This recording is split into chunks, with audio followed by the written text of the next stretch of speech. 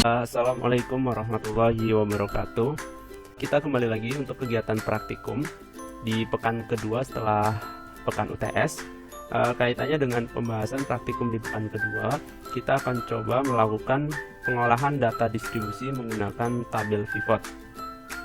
Nah, kaitannya dengan teknis penjelasan tabel pivot, mungkin kita langsung saja ke poin kedua, yaitu kaitannya dengan proses latihan.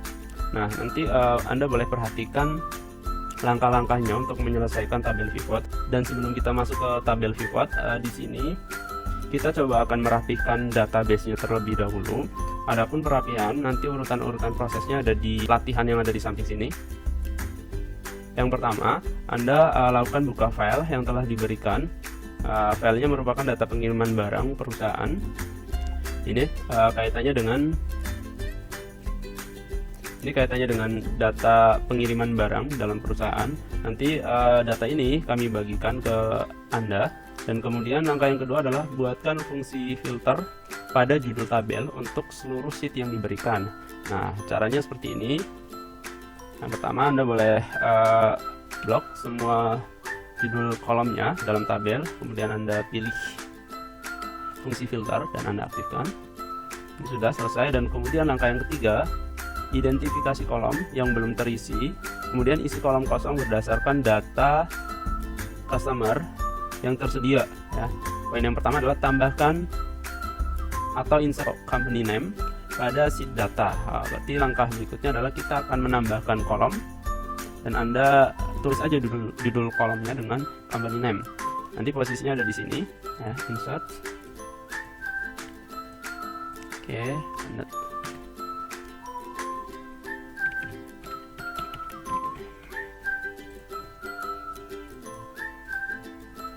langkah berikutnya adalah gunakan fungsi VLOOKUP untuk menampilkan nama perusahaan pada data customer ID pada sheet customer. Jadi nanti Anda boleh ambil data atau tarik data dari sheet customer dan Anda munculkan di sheet data latihan. Kita gunakan fungsi VLOOKUP. Kemudian di sini lookup value-nya kita gunakan customer ID. Arraynya Anda bisa gunakan ini. Kemudian kita ambil dari kolom kedua, kita klik through. Oke, selesai. Kita tarik bawah. Oke, kita lanjut langkah berikutnya. Di poin keempat, lakukan identifikasi adanya sel kosong. Kemudian isi sel kosong dengan ketentuan sebagai berikut. Yang pertama adalah Anda diminta identifikasi untuk sel salesperson. Kemudian untuk sel yang kosong Anda lakukan dengan pengisian nama sendiri atau nama masing-masing mahasiswa. Oke, kita cari kolom salesperson-nya. Ini. Caranya adalah untuk mengidentifikasi sel kosong secara otomatis, Anda boleh lakukan proses filter. Kemudian Anda unchecklist semuanya, pilih atau checklist yang blank. Kemudian Anda klik OK, akan muncul sel yang kosong. Kemudian Anda boleh kasih nama sendiri.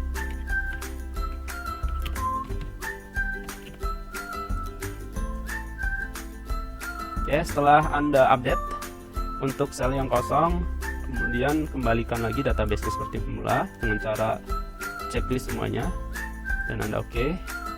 Langkah berikutnya, untuk sel unit price yang kosong diganti dengan 2 nim terakhir ya. Kita cari untuk kolom unit price kayak ini, sama langkahnya persis dengan langkah yang tadi.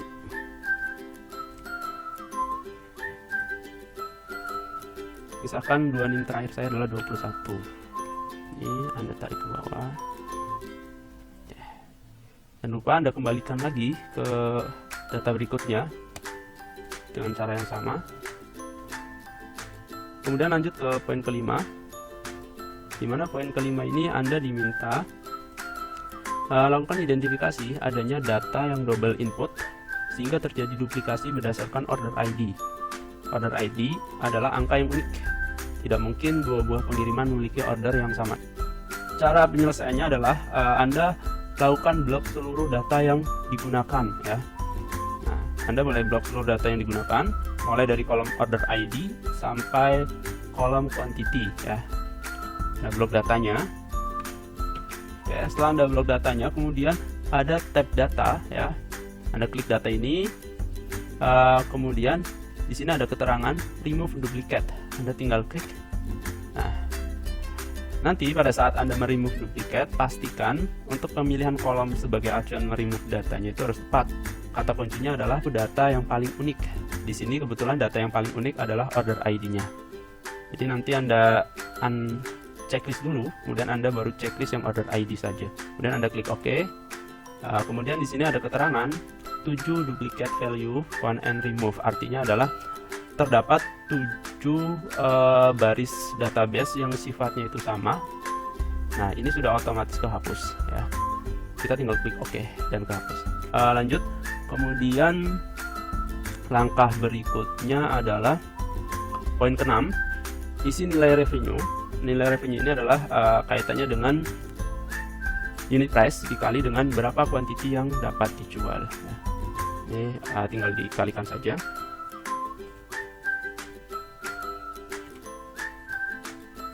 Oke. Kemudian poin ke-7 ya. Poin ke-7 adalah isi data shipping fee berdasarkan nilai kuantitas barang yang dikirim dengan ketentuan sebagai berikut ya. Ketika ada ketentuan dengan batasan-batasan seperti ini, maka yang perlu kita lakukan adalah kita gunakan fungsi if ya, dimana ini ada batasannya. Ketika pengiriman lebih besar dari 500 unit, maka total shippingnya yaitu 15% dari total revenue. Dan berikutnya ketika pengiriman barang dengan kuantiti 200 sampai 500 unit, maka total shipping fee-nya yaitu 12% dari total revenue dan seterusnya. Ada 3 kriteria, maka Anda boleh gunakan fungsi if. Caranya adalah sama dengan if. Kemudian di sini diminta adalah logical test-nya, berarti kita masukkan jika kuantiti ini yang ada di kolom kuantiti yang Anda ambil, yang pertama adalah lebih besar dari 500 unit, kita kasih batas, maka kesimpulannya adalah nilai yang ada di revenue Anda kalikan dengan 15%.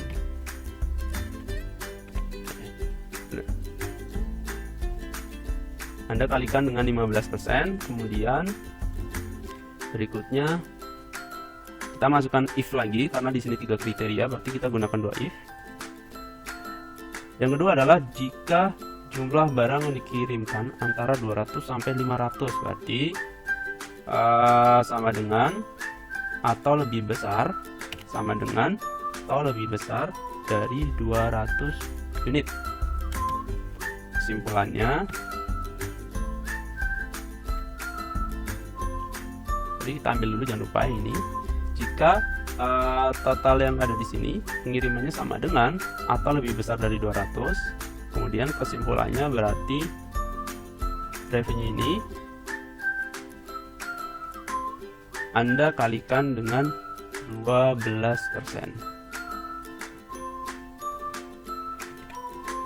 Dan yang terakhir Anda langsung masukkan aja ini, Anda kali dengan 10% ya. Jadi Anda tidak susah masukkan logika baru lagi, karena di sini otomatis akan membaca ketika di luar dari kriteria pertama dan kedua, pasti dia akan masuk fungsi if-nya ke kriteria yang ketiga. Jadi tidak usah memasukkan fungsi logical test-nya lagi. Tinggal Anda enter. Yes. Nah, selesai.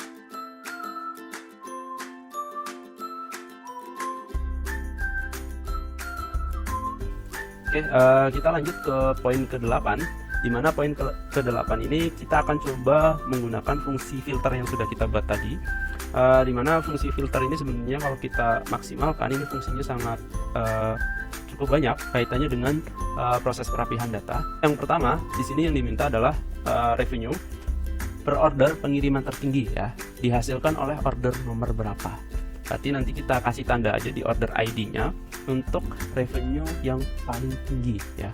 Caranya adalah kaitannya dengan pertanyaan poin A di poin ke-8. Kita langsung ke kolom revenue ya, kemudian kita lakukan proses filter ya, kemudian kita pilih atau kita urutkan saja ya dari terbesar ke yang terkecil ya. Di sini pilihannya adalah dari Z ke A. Oke. Setelah ini diurutkan dari yang terbesar ke yang terkecil, otomatis ini sudah diketahui. Tinggal kita geser ke kiri. Untuk order ID terbesar kaitannya dengan revenue-nya adalah order ID 1091. Nanti Anda tinggal lakukan atau diberikan tanda dengan warna merah misal, kemudian Anda kasih komen di sini ya. Klik kanan di selnya, kemudian Anda insert komen ya. Ketik aja di sini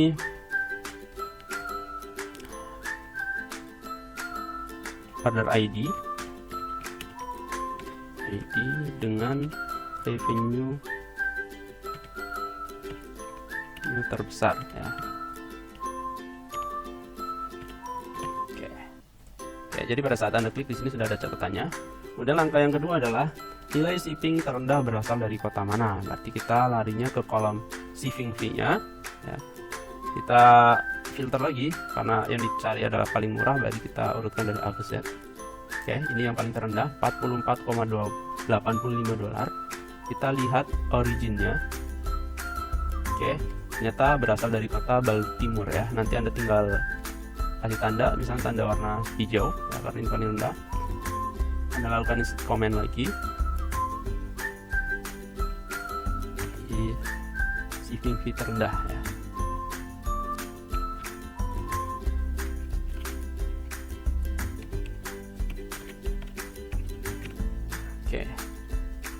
Oke, lanjut.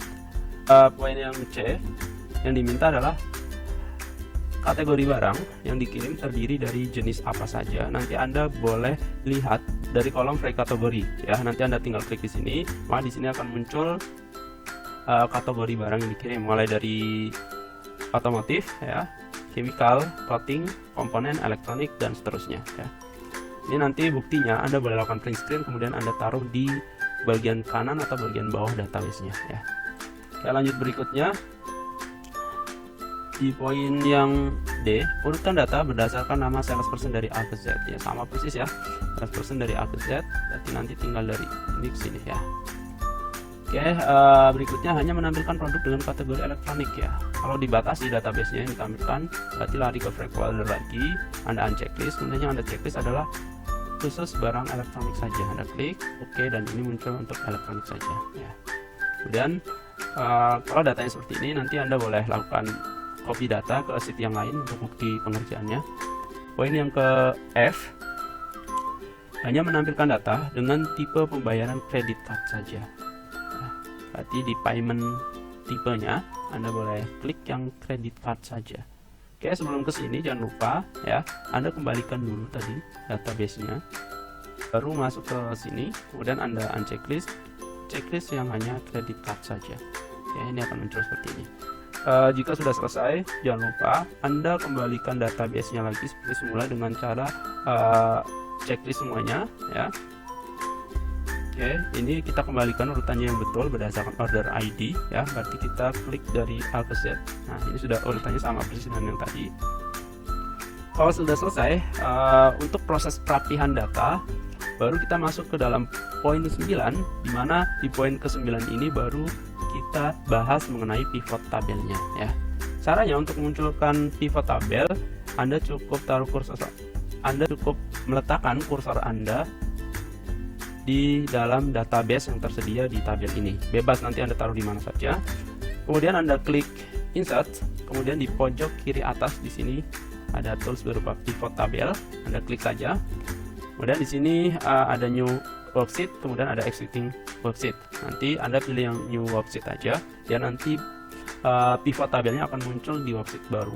Kalau Anda mau pilih existing worksheet juga tidak masalah, nanti dia akan muncul di worksheet yang sama, tetapi nanti kita atur lokasinya ada di sel mana sampai mana ya. Ini Anda tinggal OK.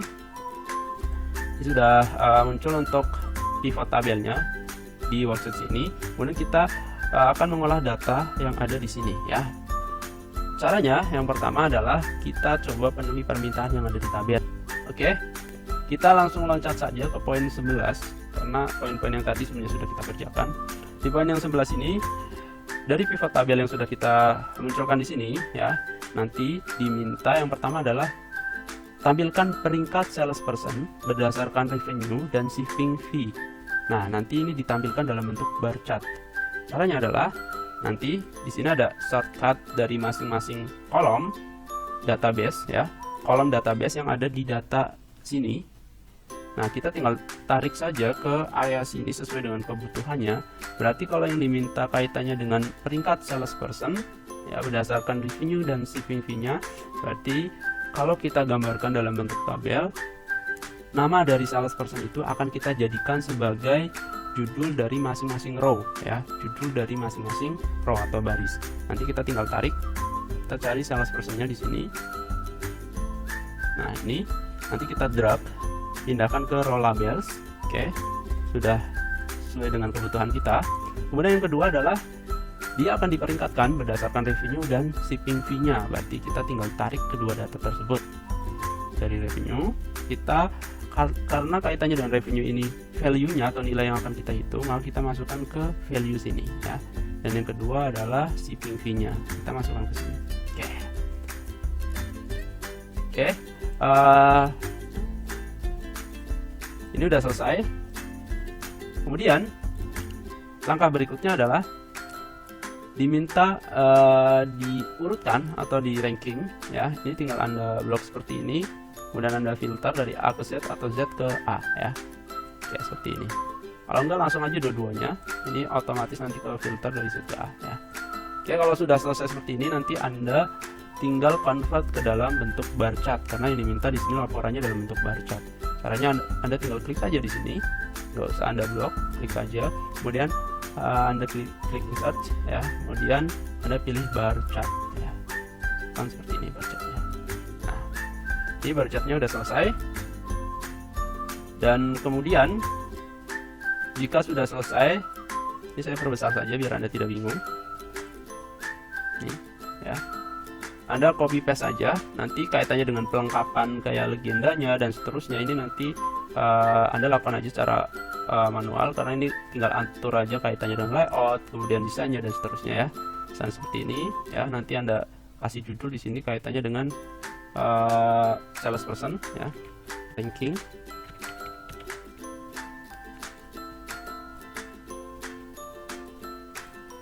Oke, kemudian kalau sudah selesai seperti ini, agar nanti datanya tidak berubah lagi pada saat kita melakukan proses berikutnya, Anda boleh klik kanan di bar chartnya ya, kemudian Anda cut saja, jangan di copy, kemudian pindahkan ke sheet yang baru ya. Di sini sheet ketiga kita taruh aja di samping sini, Anda paste spesial, nanti Anda rubah dalam bentuk gambar ya. Oke, seperti ini.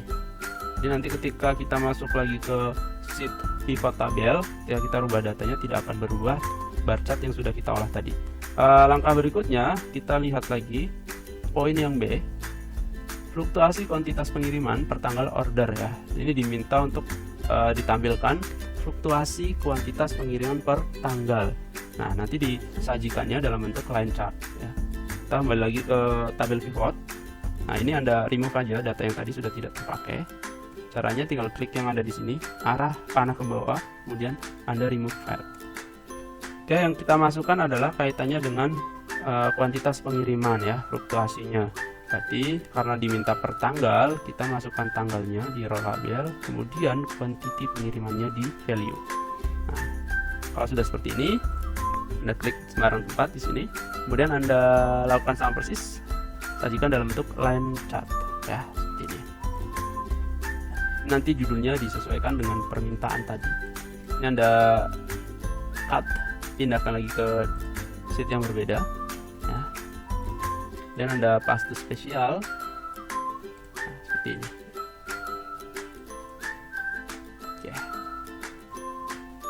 Oke, lanjut berikutnya kita kembali lagi ke sheet kedua atau sheet pivot tabel ya. Ini saya rubah name.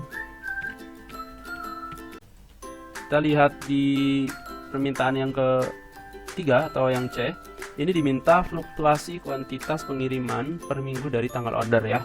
Jadi tadi ini laporannya dalam bentuk per hari ya atau per tanggal, terus kemudian diminta dikonvert dalam bentuk pekan ya. Caranya adalah nanti Anda taruh kursornya di tanggal salah satu saja, nggak usah di blok ya. Kemudian Anda klik kanan, Anda lakukan proses group. Kemudian di sini tinggal ditentukan ya. Tadi yang diminta adalah per pekan ya, karena di sini tidak ada per pekan, adanya cuma per detik, menit, jam, hari, kemudian bulan, kuartal, dan per tahun, maka kita pilih per hari ya untuk dijadikan per pekan. Kemudian tinggal ditentukan aja number of days-nya. Misalkan dalam satu pekan ini 7 hari. Kita tinggal klik OK, maka di sini laporannya sudah dalam bentuk per pekan. Karena diminta dalam bentuk line chart, Anda tinggal insert lagi, kemudian buat dalam bentuk line chart ya, seperti ini. Ini Anda cut, jangan lupa pindahkan ke sini, paste spesial, dan selesai. Kita lanjut ke permintaan yang berikutnya. Untuk poin D ini diminta adalah presentasi total kuantitas dari tiap kategori yang dikirimkan. Nanti dia disajikan dalam bentuk pie chart ya. Berarti nanti yang kita masukkan di sini adalah pertama ada kategorinya, berarti diambil dari flag kategori. Kemudian di sini kuantitas barangnya tidak usah diganti ya. Kuantitas barang pengirimannya ya. Maka Anda boleh lakukan tarik ulang, atau untuk sum of quantity ini Anda kasih 2 kali di value-nya biar nanti kelihatan ya. Nanti ini saya akan ubah dalam bentuk percentage. Caranya adalah Anda klik di sini, kemudian yang kedua ini Anda klik panah ke bawah, kemudian Anda pilih value file setting. Kemudian Anda pilih yang ini, show value as-nya. Kemudian ini normal ini Anda pilih yang ini, percentage dari total pengiriman ya. Jadi percent of total. Anda pilih yang ini. Anda pilih klik, kemudian klik OK, dan sudah dihitung secara otomatis percentage-nya. Ya. Jika sudah seperti ini, Anda boleh tampilkan dalam bentuk pie chart-nya. Anda insert, kemudian pilih pie chart. Anda pilih yang 3G boleh ya. Ini, kemudian nanti tinggal masuk ke desainnya saja yang percentage kelihatan ya, seperti ini. Oke, kalau sudah, ini Anda cut, Anda cut, jangan lupa. Kemudian Anda paste ke sheet report ya. Oke, ini ketika Anda paste biasa, nanti di sini akan muncul pivot tabel lagi, dan resikonya ketika kita edit data yang ada di sampingnya, nanti ini akan ikut berubah ya. Nah, agar tidak berubah, maka kita pastenya itu spesial dan rubah dalam bentuk gambar ya. Nanti Anda delete saja yang ini, kita geser. Oke. Lanjut, berikutnya yang diminta adalah total biaya pengiriman ya. Ini adalah total biaya pengiriman per asal kota ya. Ini hampir sama persis, jadi tidak susah dijelaskan ya. Dan berikutnya ada kunjungan pengiriman dari kota asal ke kota tujuan. Nah, ini aja yang agak sedikit berbeda. Jadi ini kita akan membuatkan tabel persis seperti tabel transportasi. Jadi nanti kelihatan ada origin dan kota tujuan. Kita kembali ke pivot tabelnya untuk menjawab soal di poin ke F ini ya. Yang pertama kita masukkan yaitu kaitannya dengan origin atau kota asal. Kita masukkan ke row label ya, atau judul dari baris. Kemudian yang kedua adalah kota tujuannya ya, destinationnya. Di sini kita masukkan ke kolom label ya, untuk dijadikan sebagai judul kolom. Dan kemudian value-nya adalah quantity barang yang dikirim ya. Masukkan ke value. Oke. Nah, nanti di sini akan muncul seperti ini tabel transportasi. Jadi nanti cara bacanya parametrik. Misalkan dari Atlanta dikirim ke Boston ini ya, dengan jumlah barang atau permintaannya sebesar 1030 unit ya. Kita kembali lagi ke modul ya. Gunakan fungsi filter untuk memilih sebagian data yang akan ditampilkan ya. Ini di modul ini data tersaji dalam bentuk seperti ini. Otomatis Anda agak sedikit susah untuk mencari ketika ditanya kaitannya dengan beberapa kota asal dan kota tujuan saja untuk tertentu. Nah, caranya Anda boleh lakukan proses filter ya. Misalkan yang diminta di sini hanya pengiriman dari Atlanta saja ya. Pengiriman dari Atlanta saja. Ini dikirim kemana sih sebenarnya kalau dari Atlanta? Jadi kita oke, ternyata Atlanta ini hanya mengirim ke Boston, Colorado, dan seterusnya. Nah, dan kembali lagi ke sini ke value file setting ya. Ini tadi belum saya jelaskan. Value file setting ini kalau kita lihat di perhitungannya di sini bukan hanya fungsi sum saja ya. melainkan di sini bisa fungsi counting ya. Counting itu berarti berapa kali dia melakukan proses pengiriman. Kemudian average, ada fungsi rata-ratanya, maksimum, minimum, dan produk, dan seterusnya ya, banyak lagi kalau kita tarik ke bawah. Nah, jadi nanti ketika jenis data yang dibutuhkan seperti apa, nanti Anda tinggal sesuaikan saja di value file settingnya. Oke, mungkin untuk proses pivot tabel sudah selesai sampai sini, dan kemudian nanti yang perlu Anda lakukan di praktikum pekan kedua ini, Anda boleh kerjakan data latihannya, dan kemudian setelah Anda sudah menyelesaikan data latihan, Anda lanjut ke tes formatifnya. Kaitannya dengan tes formatif, nanti Anda boleh baca permintaan-permintaan yang harus Anda penuhi di dalam modul ini, dan kemudian Anda cek di poin ketiga, yaitu tes formatif. Nah, oke, mungkin dari saya cukup. Terima kasih. Assalamualaikum warahmatullahi wabarakatuh.